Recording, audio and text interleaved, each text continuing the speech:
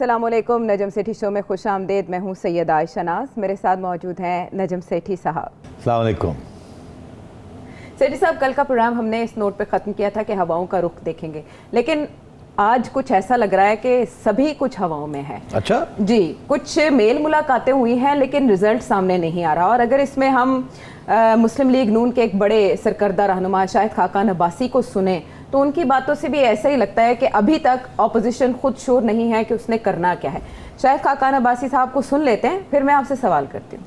तहरीक एतमाद की तशहीर नहीं की जाती, तहरीक एतमाद लाई जाती है जो नंबर पूरे हो जाते हैं, तो इंशाल्लाह वो आएगी। सिर साहब ये एक बार फिर कह रहे हैं कि तशहीर नहीं की जाती, अचानक आती है। इससे पहले यासादी भी ये कह चुके हैं, आपके तबसरे भी कुछ ऐसे ही हैं कि जो होगा अचानक होगा। और इस पर फिर एक साहब का सवाल भी आया है, लंदन से मलिक एजाज़ हैं। कल हमने डिस्कस किया था कि अदम एतमाद किसके खिलाफ आएगी, तो जो आपने फरमाया था वो अपनी जगह पर मौजूद है, लेकिन वो पूछ रहे हैं कि अगर स्पीकर के खिलाफ लाकर टेस्ट कर लिया जाए तो पीएम को इससे भी दोहरी मुश्किल हो सकती है। दोनों बातों का सेठी साहब जवाब देखिए, इसके लिए इसके काफ़ी वजनी आर्ग्यूमेंट्स हैं कि पहले स्पीकर की छुट्टी कराई जाए, फिर पार्लियामेंट को कंट्रोल में लिया जाए, उसके बाद फिर प्राइम मिनिस्टर के ख़िलाफ़ कार्रवाई की जाए। इसके पीछे जो आर्ग्यूमेंट है या जो वज़न है वो ये है कि स्पीकर की जो कार्रवाई रही है अब तक वो बड़ी, मेरे हिसाब से और अपोजिशन के हिसाब से भी गैर आइनी रही है। मगर अनफॉर्चुनेटली स्पीकर की रूलिंग्स को चैलेंज नहीं किया जा सकता अदालतों में। तो अभी आपने देखा स्पीकर, आमतौर पे हमें तो ये सिखाया गया था कि स्पीकर न्यूट्रल होता है, ही suppose to be speaker of the whole house. मगर ये स्पीकर साहब जो हैं ये तो बिल्कुल ही वन साइडेड हुकूमत की साइड लेते हैं और अपोजिशन को मौका भी नहीं देते। और एक दो दफ़ा ऐसे भी हुआ है कि गिनती में भी शक शुबहात पड़ गए कि पता नहीं इन्होंने गिनती भी गलत करना दी हो। और कोरम के जी उसको भी इग्नोर किया जाता है, उसको भी इग्नोर किया जाता है। तो स्पीकर साहब तो कोई भी रूलिंग दे सकते हैं और आगे बहुत सी रूलिंग्स आ रही हैं या एटलीस्ट स्पीकर के पास पिटिशंस जाएंगी रूलिंग के लिए। मैं एग्जांपल देता हूँ, अगर खान साहब या कोई एमएनए डिस्क्वालीफाई होता है तो उसकी जो पिटिशन है वो जाती है स्पीकर के पास। कोई रिज़ाइन करता है तो वो स्पीकर के पास जाती है, स्पीकर उसको प्रोसेस करता है। इसी तरीके के साथ अगर कोई वोट ऑफ नो कॉन्फिडेंस होना है प्राइम मिनिस्टर के खिलाफ तो वो स्पीकर को नोटिस दिया जाता है और स्पीकर फिर उसके बाद कंडक्ट करता है सारे जो कानून है। और अगर स्पीकर ना करे या कुछ उसमें गड़बड़ कर दे तो फिर अपोजिशन शोर डालने के अलावा कर क्या सकती है। अदालतों जो है वो तो कहती हैं कि जी पार्लियामेंट के अंदर जो कुछ होता है वो स्पीकर कंट्रोल करता है, हम उसके अंदर नहीं जाना चाहते। तो मैं समझता हूँ तो ये जो लोग हैं जो कहते हैं कि पहले स्पीकर की छुट्टी कराई जाए, उनका ये मतलब है ये ना हो कि प्राइम मिनिस्टर के खिलाफ vote of no confidence launch हो जाए और स्पीकर रास्ते में रोड़े अटका दे और कुछ ना कुछ करना शुरू कर दे और वो कार्रवाई ना होने दे। तो फिर क्या होगा, फिर लड़ाई झगड़े शुरू हो जाएंगे, क्या करेगी अपोजिशन। तो इस किस्म की सोच भी है कि अगर स्पीकर जैसे कहते हैं ना गंद मचा देता है तो फिर क्या होगा, लड़ाई झगड़े हो जाएंगे, कॉन्स्टिट्यूशनल क्राइसिस हो जाएगी, पता नहीं क्या क्या हो सकता है उसमें। तो इसलिए लोग कह रहे हैं कि पहले स्पीकर की छुट्टी करा दी जाए, उसके बाद अपना स्पीकर इलेक्ट कराया जाए। लोग कह रहे हैं, कौन लोग कह रहे हैं? इसमें देखिए सियासी जमातों के अंदर भी ये मौक़िफ़ है।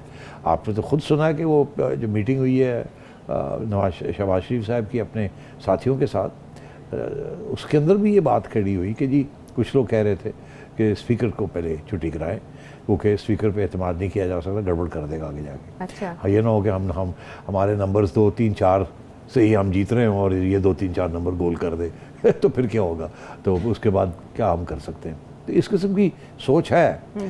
मगर फिर दूसरी साइड पे भी एक सोच है आयशा, क्या? वो ये है कि अगर स्पीकर को अपने छुट्टी कराने की कोशिश की और अगर वहाँ ही नाकाम हो गए तो बहुत ही बिस्त हो जाएगी। नहीं, लेकिन वो कम हद तक होगी। अगर आप इमरान खान के खिलाफ नाकाम हो जाते हैं तो वो ज़्यादा बड़ी हद तक होगी। हाँ, मगर सबको पता है ना कि ये तो आप टेस्ट करने जा रहे हैं ना जी। तो अगर स्पीकर नहीं उड़ा सके तो इमरान खान साहब के करीब ही आप पहुँच फटक भी नहीं सकते। तो एक तो ये है। दूसरी चीज़ ये भी है कि स्पीकर के लिए उस किस्म की लोगों को इकट्ठा करना और मोटिवेट करना शायद उस किस्म की मोटिवेशन ना हो क्योंकि ये जो साथी हैं इमरान खान साहब के, वो खान साहब से तो नाराज़ हो सकते हैं क्योंकि खान साहब ने अपने वादे पूरे नहीं किए, मगर स्पीकर से तो कोई ज़ाती उनकी नाराज़गी नहीं होगी ना। तो उनके लिए फिर एक पूरी साजिश का हिस्सा बनना पड़ेगा। तो वो साजिश का हिस्सा जो है वो इतना आसान नहीं होता, साजिश का हिस्सा बनना। इसीलिए लोग कह रहे हैं कि रातों रात जो कुछ होगा रातों रात होगा, एकदम सोचा जाएगा कि ये कर दिया जाए ताकि इमरान खान को मौका ना मिले। मगर यहाँ मसला क्या है आयशा, क्या जो कि जिसकी तरफ तवज्जो इनडायरेक्टली शायद खाकान अब्बासी ने दिलाई है, वो ये कि अपोजिशन के कोई 156 वोट्स हैं जी, और हुकूमत के अपने एलाइज के साथ मिला के 182 बनते हैं। 172 177 गवर्नमेंट, हाँ। 162 ऑपोजिशन और 3 इंडिपेंडेंट टाइप लोग हैं, वो तो हुकूमत के साथ ही तो हैं। हुकूमत जी, का तो 182 हैं हुकूमत के पास जी। और 156 162 इधर ऑपोजिशन। तो 20 वोट्स उनके जी। ज़्यादा हैं।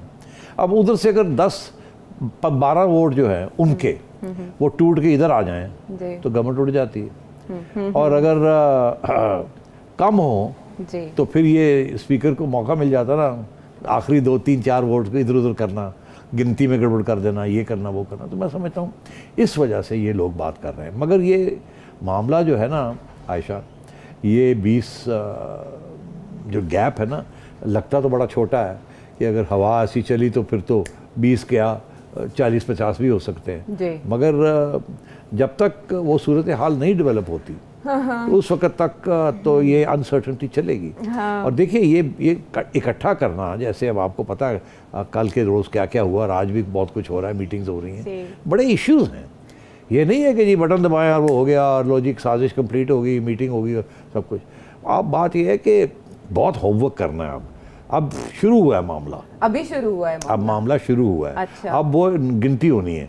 अब जब गिनती होनी है आयशा, तो उसके अंदर अब सुना है जनाब के MQM वाले मिले हैं शहबाज शरीफ साहब को, जी, ठीक है ना, और काफ लीग से भी मिले। अब आपका क्या ख्याल है कि MQM वाले जो हैं वो शहबाज शरीफ से मिलके क्या मिलेगा उनको? हाँ, शहबाज शरीफ साहब वैसे एक्टिव ज्यादा है और अब तो वो चौधरी बरादरान से देखिए ना, मिलने जा रहे हैं। मैं एग्जांपल आपको देता हूँ कि मुश्किलात क्या हैं। क्या? एक तो ये कि MQM वाले जो हैं उनके रियल इश्यूज जो हैं वो सिंध के अंदर हैं जी, और वो पीपल्स पार्टी के खिलाफ हैं। इधर आपके जो रियल इश्यूज हैं वो पीपल्स पार्टी को साथ लेके चलना है। तो MQM अगर आपसे आपके कहेगी कि जी हम आपको अपना वोट देते हैं, वोट ऑफ नो कॉन्फिडेंस आपका साथ देते हैं, हमें क्या मिलेगा? तो आगे से शहबाज शरीफ साहब पूछेंगे आप क्या चाहते हैं, मैं थोड़ी सी डायलॉग कर लेते हैं ना। जी, तो वो कहेंगे जी पहली बात तो ये है कि आप जरदारी साहब को समझाएं कि हमारे साथ ये ना करें, ये ना करें, ये ना करें, ये हमारे हक है, ये हमारा हक है, ये हमारे इनसे दिलवाए हमारे हक। जी, वो तो शहबाज शरीफ से कहा मैं अपने हक नहीं बनवा सकिया सरदारी करूँ तो मैं थोड़े कितने बनावांगा। तो वो कहेंगे जी फिर what is in it for us, हमें क्या मिला फिर? ठीक है। हमें तो कम से कम ये है कि और कुछ नहीं तो फेडरल गवर्नमेंट हमारी कभी बात सुन लेती है। जी, तो ये तो जरदारी साहब अगर ऑल इन ऑल हो गए सिंध के अंदर, क्योंकि जब आपकी अगर उनके साथ कोई डील हो रही है तो वो तो फिर पूरा पावर ले लेंगे ना सिंध के लिए आपसे, तो फिर हमें क्या मिला? तो एक तो ये इश्यू है कि MQM कहेगी वाई शुड वी कम, हमें क्या मिला? और बाय द वे इतना आसान नहीं है ये मसले को हल करना कि MQM को क्या मिला। अगर पीपल्स पार्टी ने और नून लीग ने अपने से मुकमुका कर लिया है तो फिर पीपल्स पार्टी सारा उधर ले जाएगी, तो नून लीग को देना पड़ेगा ना उनको। बिल्कुल ऐसे ही। तो अगर उनको देते हैं तो MQM को कुछ नहीं मिल सकता। आइए इधर पंजाब में चौधरीज के पास 10 MPs हैं जिसकी वजह से बुज़दार साहब की हुकूमत खड़ी है। जी, अब चौधरी ये कहेंगे कि जी हमें क्या मिलेगा, 5 वोट हमारे वहाँ हैं, ठीक है। 10 वोट हमारे यहाँ हैं, आपने वो 5 वोट लेने, जी, ठीक है दे देते हैं आपको। यहाँ मेहरबानी करके चीफ मिनिस्ट्री पंजाब में हमें दे दें। वो आगे से नून कहेगा यार यहाँ हमारी अक्सरियत है, हमें तो 10-12 वोट चाहिए यहाँ और ये उड़ जाएगा, आप आ जाएं, आपको सीनियर मिनिस्टर बना देंगे। आपको वो कहेगा लो सीनियर मिनिस्टर, ऑलरेडी मैं तो स्पीकर हूँ, सीनियर मिनिस्टर क्या होता है, मैं तो स्पीकर हूँ, तो मेरे पास तो बड़ा पावर है, मुझे इसके ऊपर क्या मिलेगा? ठीक है। तो ऊपर तो स्वाय चीफ मिनिस्ट्री के क्या हो सकता तो है? ये तो सौदेबाजी चल तो रही वो फिर अगर चीफ मिनिस्ट्री चाहिए जी, तो वो जो पीपल्स पार्टी के सारे जो नून लीग के जो लोग हैं वो कहेंगे लो जी सानू की मिले, तो चौधरी ले आगे सारा कुछ। क्योंकि चौधरी साहब अगर बन गए चीफ मिनिस्टर तो चौधरी साहब ने फिर पूरी की पूरी पंजाब हुकूमत को इस तरीके से चलाना है जितना अरसा उनको मिलता है, उनको मिलता है, बिल्कुल बिल्कुल, कि वो अगली इलेक्शन में, इस वक्त 10 सीटें, अगली इलेक्शन में 50 सीटें होंगी। उन्होंने तो का करके किल ला देना होता। फिर अगर उनको ये भी कोई कहे कि यार डिजोल्व कर दो तो शायद डिजोल्व भी ना करें। ठीक है। वो कहेगा बैठे रहो, 1.5 साल बैठने ऐसी हाँ, तो उनकी कौन फिर कैसे उनको कंट्रोल किया जाएगा?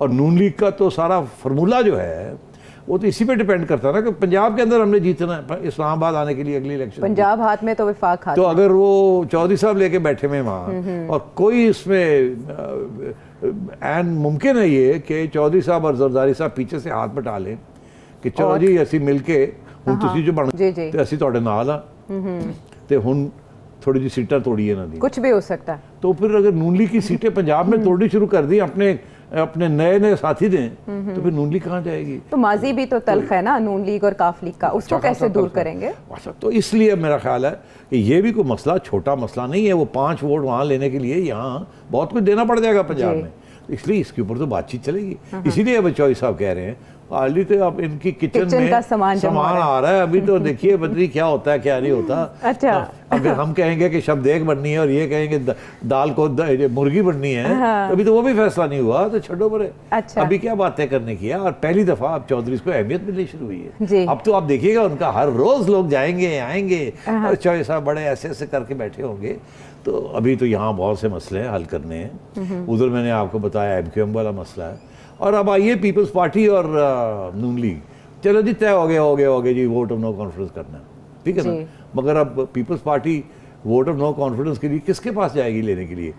वो तो नून लीग ही जा सकती है ना, क्योंकि पंजाब से ही लोग लेने हैं, सदर्न पंजाब से लेने हैं या चौधरीज के लोग लेने हैं जी, ठीक है ना। और पीपल्स पार्टी तो सारे हैं ऑलरेडी, तो पीपल्स पार्टी और क्या दे सकती है? मगर ले तो बहुत कुछ सकती है। तो हो सकता है आपको मैं पीपल पार्टी बना देता हूँ, मैं 1 सेकंड के लिए नून लीग बन जाता हूँ।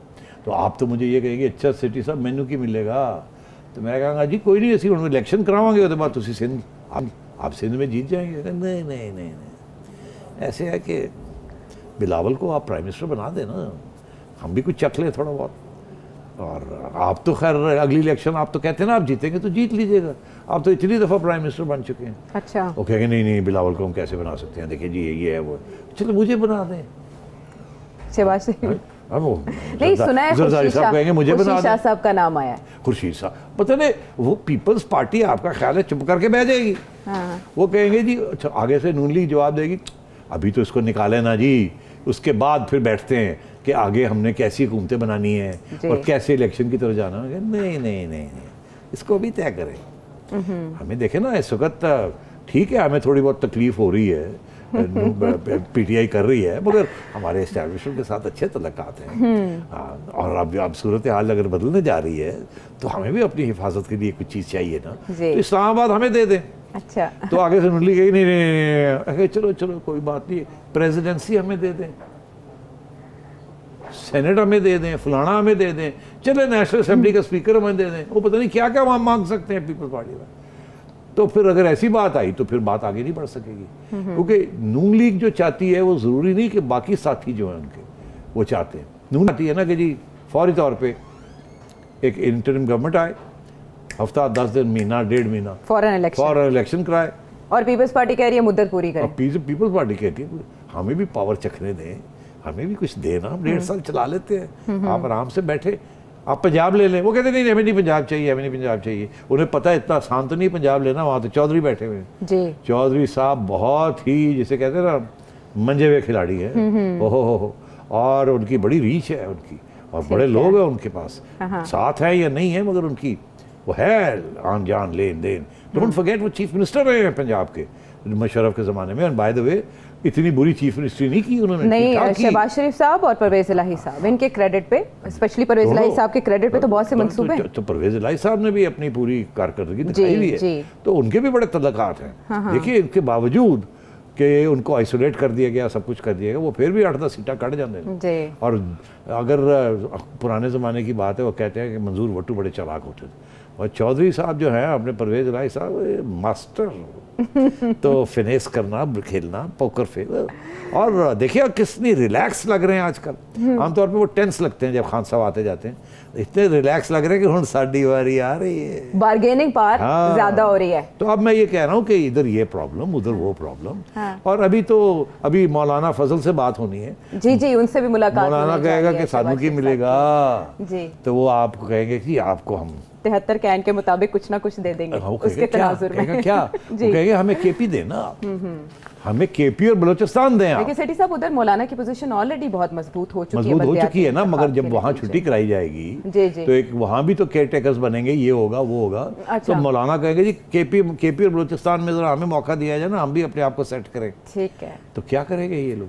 अगर वो उधर दे दिया और सिंध ले गया वो, और पंजाब जरदारी सिंध ले गया, ठीक है, मौलाना ले गया बलोचिस्तान और केपी, पंजाब में चौधरी लेके बैठे हुए आपको हिलने नहीं दे रहे, तो आप द कॉम्प्लेक्स केस ऑफ। हाँ, तो ये अभी तो जैसे मैंने कहा था ना कि वो किचन थोड़ी सी हमने, वो चौधरी साहब कह रहे हैं अभी वो आ रहे हैं, देख पका ले इसी को कह रहे हैं हजे ते समान जमा हो रहे हैं, आ रही है ने हली मैं कैसे मैं आग लगाती है। हाँ जी, तो हुण साडा ही काम है कि देखना कि अग जी किन्नी अगे इनू करना है, किस तरह होना है, की होना है।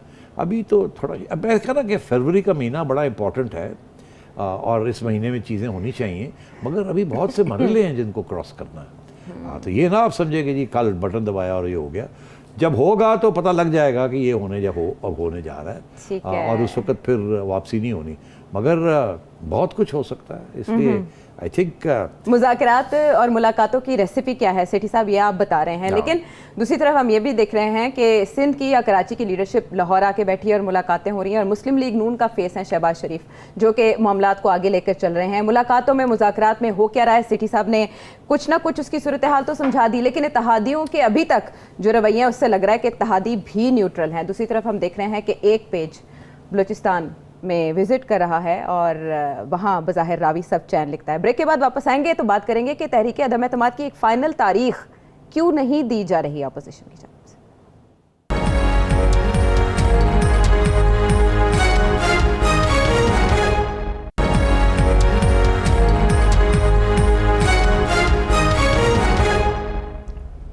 Welcome back to the show. वो कहते हैं सेठी साहब हैं कवाकिब कुछ नज़र आते हैं कुछ, आप तो कुछ ऐसे ही मंजरकशी कर रहे हैं, लेकिन हम देख रहे हैं कि वज़ीर आज़म आर्मी चीफ के हमरा कोयटा बलूचिस्तान का दौरा कर रहे हैं, वहाँ वो जवानों से मिल रहे हैं, सैलरी रेस पे रेस दे रहे हैं, उनकी हौसला अफजाई कर रहे हैं, और फिर अवामी राब्ता मुहिम शुरू करने का इरादा रखते हैं। अवामी राब्ता मुहिम और इधर अदम एतमाद, अच्छा काउंटर है?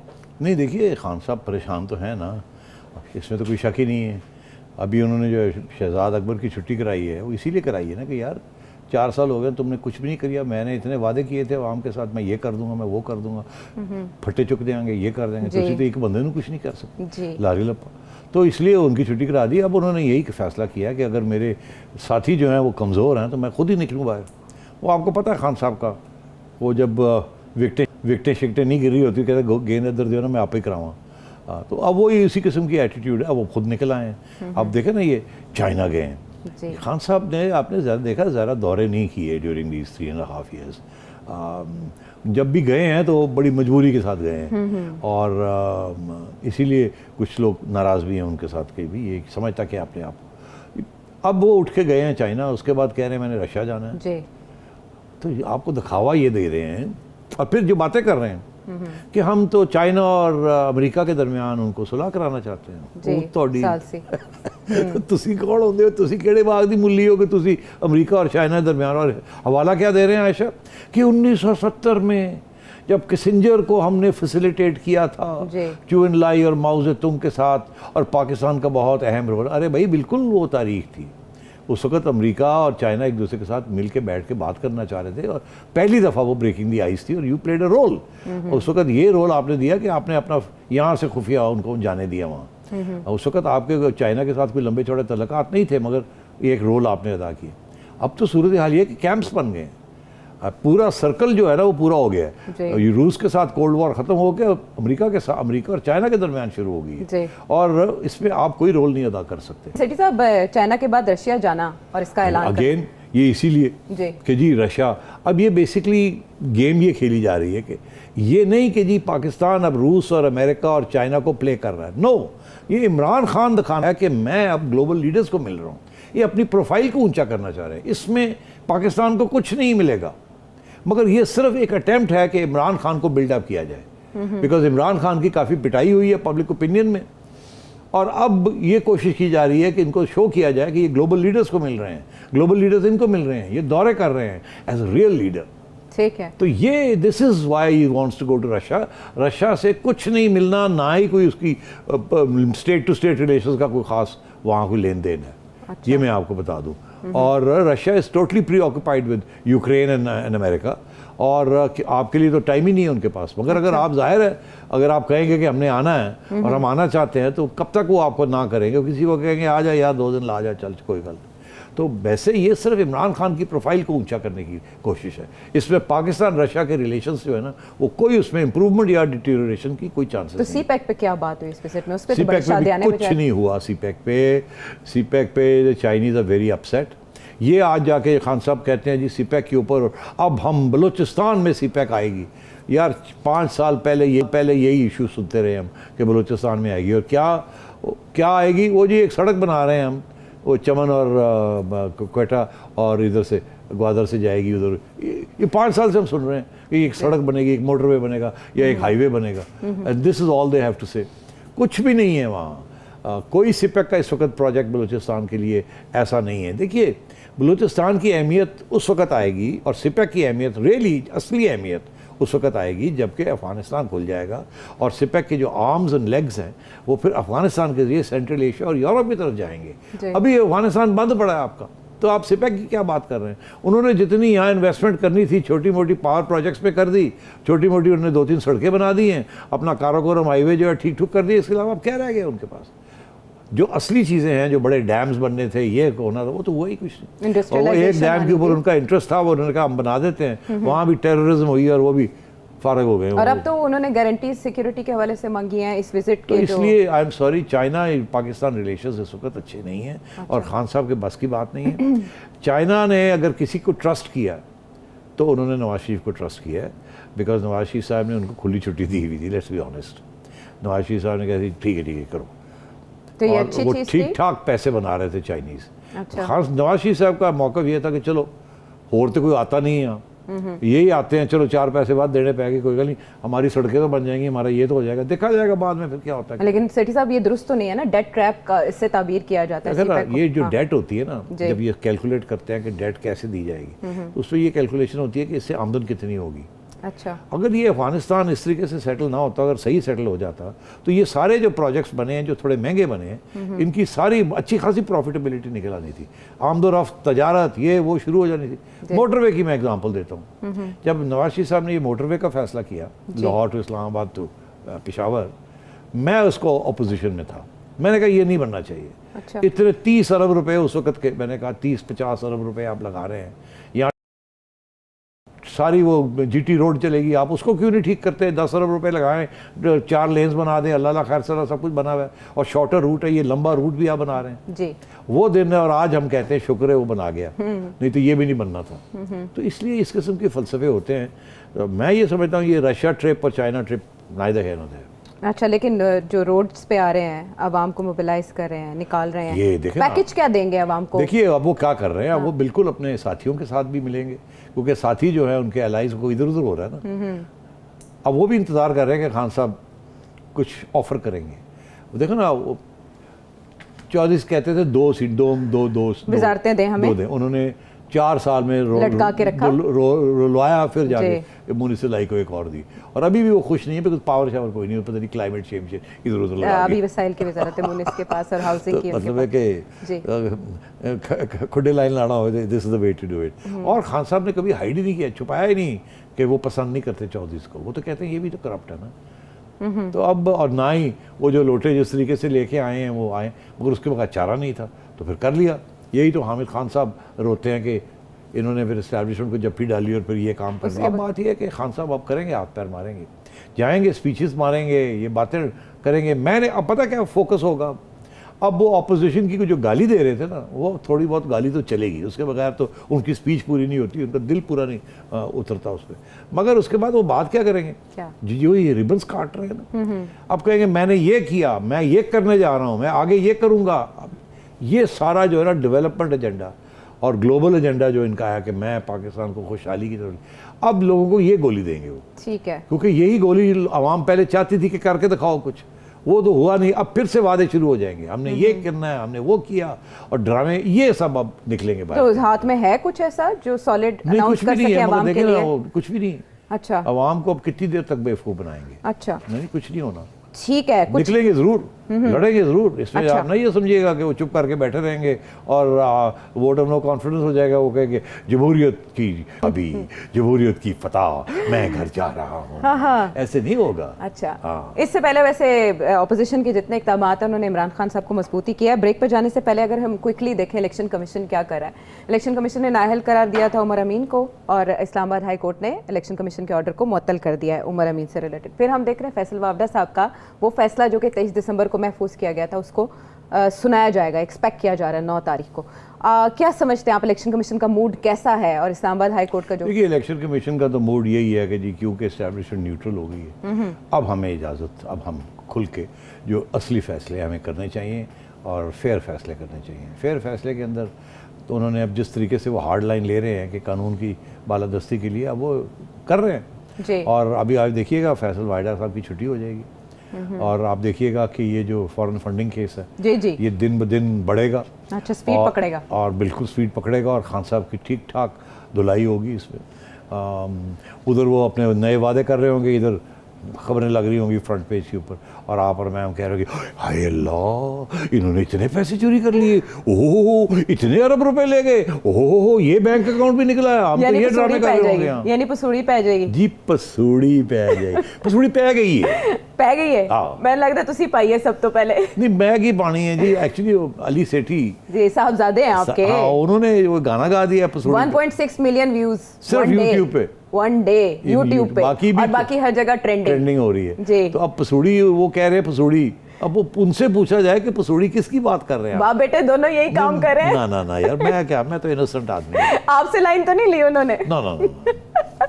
बहरहाल हम डिस्कस कर रहे हैं कि कौन सी लाइन किधर जा रही है, कहाँ मिल रही है, कहाँ कौन किसको कॉल मिला रहा है, और क्या डिमांड सामने आ रही हैं। चार्टर ऑफ डिमांड पे हमने तफसील में बात कर ली। हम ब्रेक के बाद वापस आएंगे।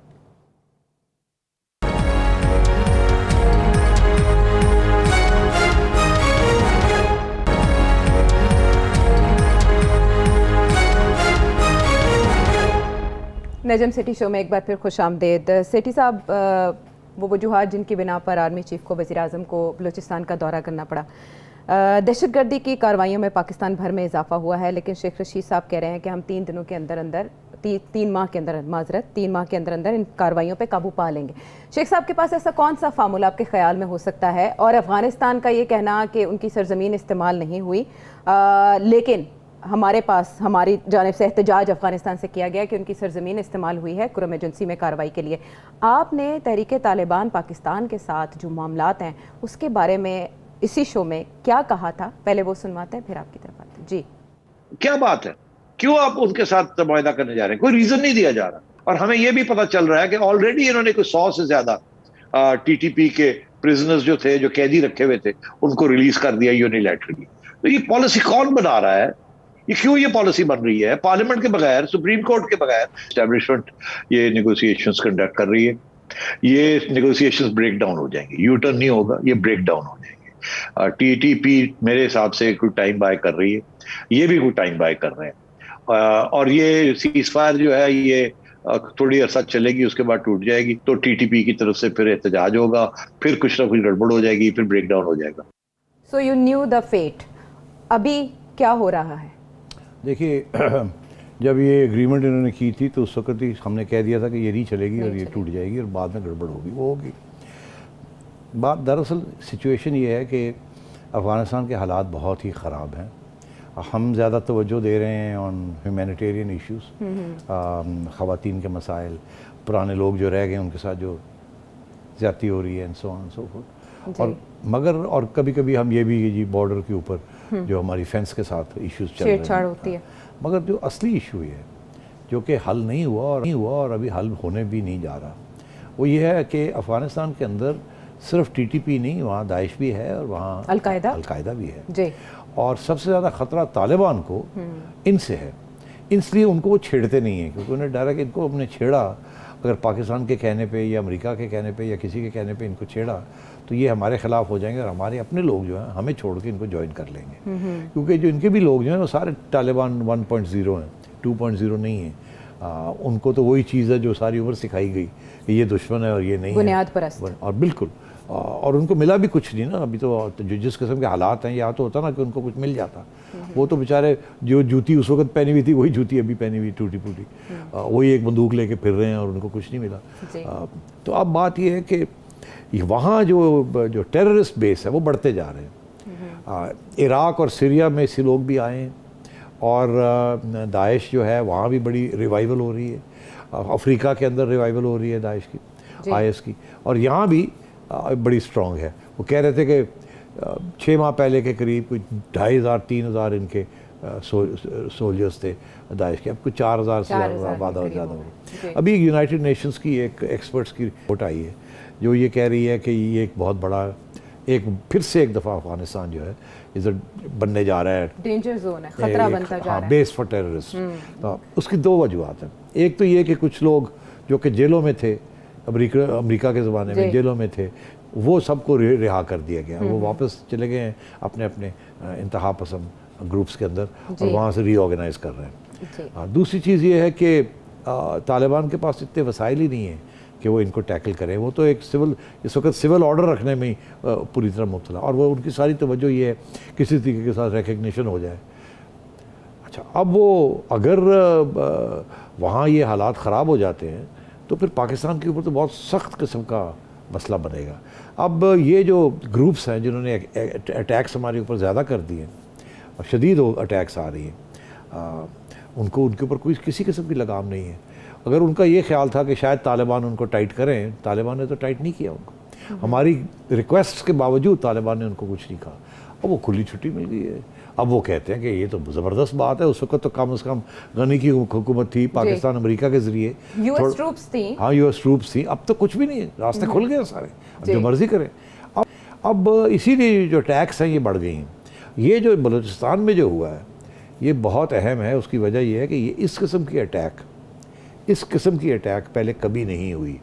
देखिए, इंडियन हेल्ड कश्मीर में मुजाहिदीन जिस किस्म की अटैक्स कर रहे थे ऑन इंडियन आर्मी कैंप्स, वो यही था ना कि ट्रक आया, ट्रक ने गेट को एक्सप्लोड किया और उसके बाद लोग निकले और अंदर चले गए, वहाँ फायरिंग हुई, खुद तो सुइसाइड स्क्वाड थी, मारे गए मगर लोगों को भी मार दिया। बहुत बड़ी खबरें, हेडलाइंस बन गई, दुनिया ने देखा कि यहाँ ये हो रहा है।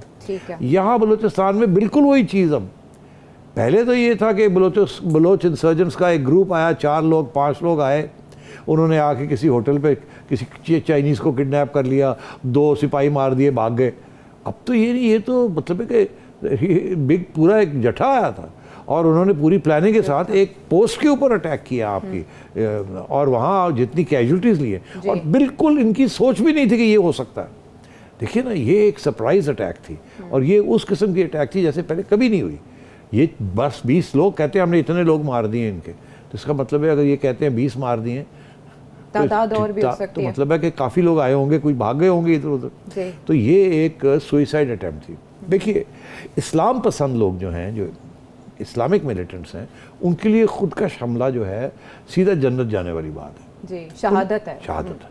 मगर ये जो सेपरेटिस्ट होते हैं, और ये बलोच सेपरेटिस्ट जो हैं ये बेसिकली सेक्युलर सेपरेटिस्ट हैं, जो बलोच लिबरेशन जो लोग चला रहे हैं, पसंद तहरीकें जितनी हैं, हाँ, ये दे आर नॉट रिलीजियस तहरीक। इनको मोटिवेट करना सुइसाइड के लिए इज़ नॉट पॉसिबल। बड़ी मुश्किल होती है ये बात कि किसी को सुइसाइड के लिए, एक्सेप्ट फॉर रिलीजियस पीपल, और ये इन्होंने सुइसाइड अटैक किए ये। तो इसका ये मतलब है कि बहुत मैसिव किस्म की ट्रेनिंग हुई है, ज़ेन साफ किए गए हैं और ब्रेन वॉशिंग हुई है और बड़ी ज़बरदस्त ट्रेनिंग हुई है। ठीक है। तो ये ट्रेनिंग कहाँ हुई है? ये ट्रेनिंग अफगानिस्तान में हुई है। किसने की है ये जो सारी? तो ये मैं समझता हूँ कि इसमें अब power, big power, small power, regional power, neighbouring powers की इन्वॉल्वमेंट है। ये बहुत बड़ी एक साजिश है पाकिस्तान के खिलाफ, और ये बिल्कुल बड़ी सीरियस चीज़। तो कैसे टैकल करें? उधर नॉर्थ में जी आपको TTP अटैक कर रहा है और वो डिसरप्ट कर रहा है आपका चाइना के साथ तल्लुकात। जी जी। इधर बलोच आ रहे हैं सदर्न बलूचिस्तान और ईरान से आके आपको अटैक कर रहे हैं। ठीक है। और दोनों जो एंड प्रोडक्ट्स हैं जहाँ दोनों जगह पे आपको अंडर प्रेशर लाया जा रहा है। ठीक है। और जाने इस्लामाबाद और लाहौर और कराची में अटैक्स जी, तो ये तो बड़े शहरों में तो ये तो वंस अगेन चेन है जो आपने देखा था of 2014 में 15 में 2012-13 में, ये तो उससे भी ज़्यादा एक सीरियस वेव आ रही है। अब जो शेख साहब जो कहते हैं कि जो 3 महीने में ये कर लेंगे, इनके बस की बात नहीं है। इसके लिए बड़ी सीरियस सोच करनी पड़ेगी। और ऑनेस्टली मैं आपको बताऊं, ये जब तक आवाम को आप इसमें नहीं इन्वॉल्व करेंगे तो उस वक्त तक इनको आप ख़त्म नहीं कर सकते। और उसके लिए कंसेंसस की ज़रूरत पड़ेगी।